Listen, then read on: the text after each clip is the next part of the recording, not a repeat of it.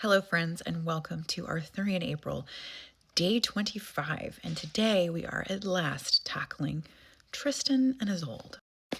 If you've been following along here, you will be completely unsurprised to hear that we are going to go back to the 12th century today. That's the 1100s for those of you who are keeping track. Contemporary with our friend Chrétien de Troyes and with Marie de France.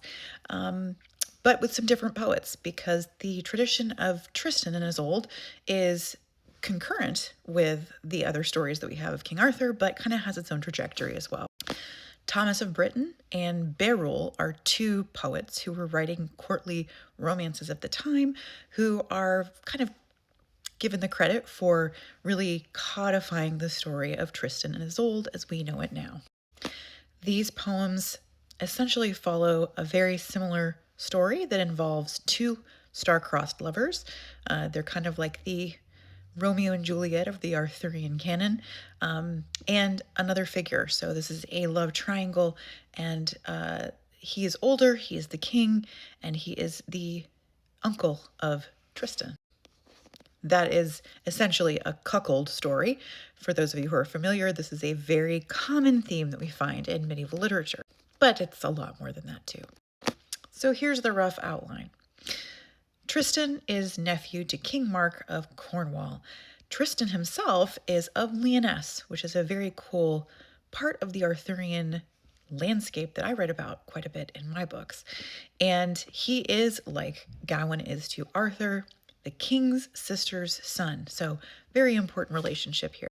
Tristan is a young, lusty knight, and he travels a bit and goes to Ireland, where he meets the Queen of Ireland, Isolde the Wise, not to be confused with her daughter, Isolde the Fair or Isolde the Blonde.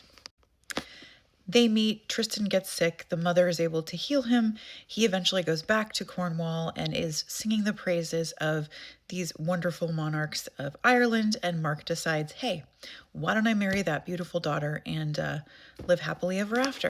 And that is not what happens. Trusted young Tristan is given one job. That job is to go to Ireland and to bring back Isolde so that she can marry King Mark and become queen. On their way back, something bad happens. That bad thing is a love potion. The love potion is initially given to Brangane, who is the lady-in-waiting to Isolde the Fair. And that love potion is intended for Isolde and King Mark to take to ensure that their love lasts forever. Or 3 years, depending on the teller of the tale. But you guessed it, somehow Tristan and Isolde end up taking this love potion, and unbeknownst to them, they fall completely and utterly in love with each other.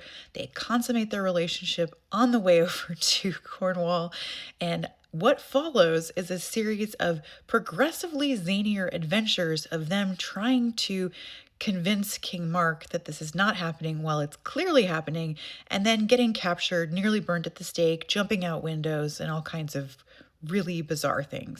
There are scheming barons. The other Knights of the Round Table show up at various points. There's a leper colony. There's all kinds of absolutely bizarre stuff. By the time we get to the prose Tristan, it's no surprise that it's absolutely bonkers, including it like inserts of poems that are essentially like reading a musical where people just break out into song. Of course, Gottfried von Strasberg is considered sort of the father of this tale, especially in Germany, where the story was very popular.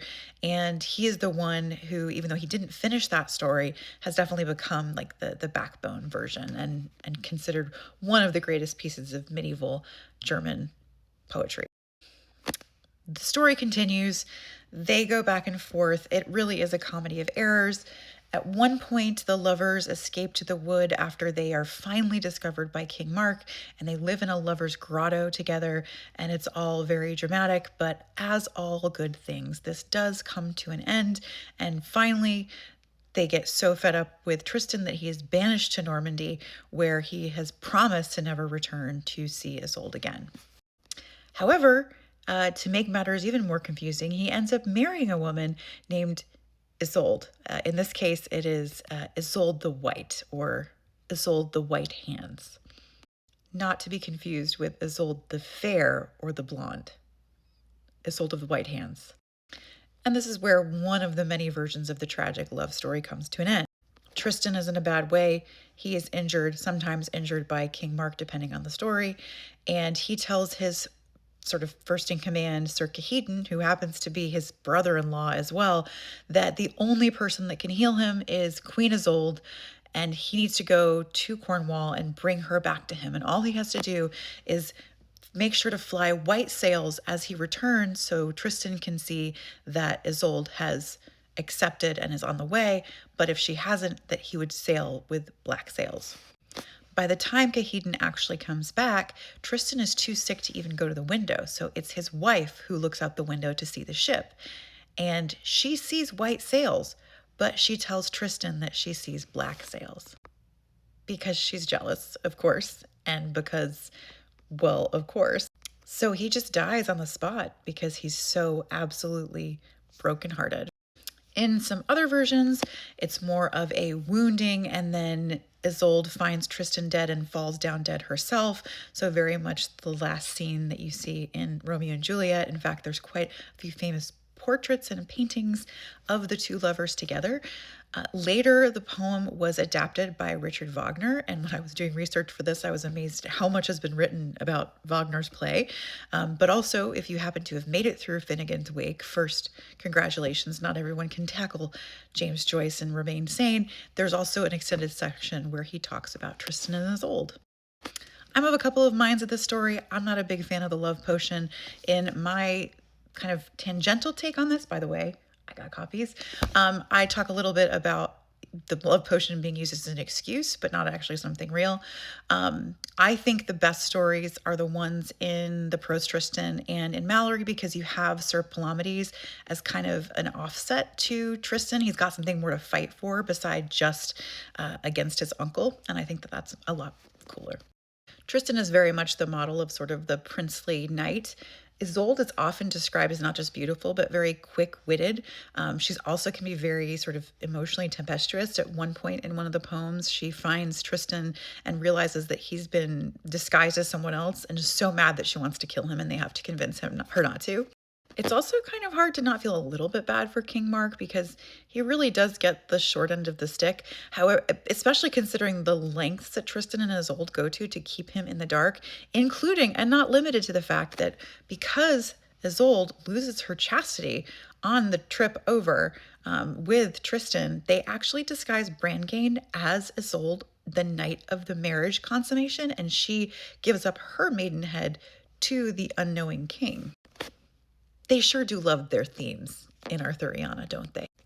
Anyway, their love is like so tragic and so romantic. I will read you this little bit from Gottfried von Strasberg, which is describing the two sort of outcasts, Tristan and Isolde, in the wood, trying to get by on almost nothing. Some people are smitten with curiosity and astonishment and plague themselves with the question of how these two companions, Tristan and Isolde, nourished themselves in the wasteland.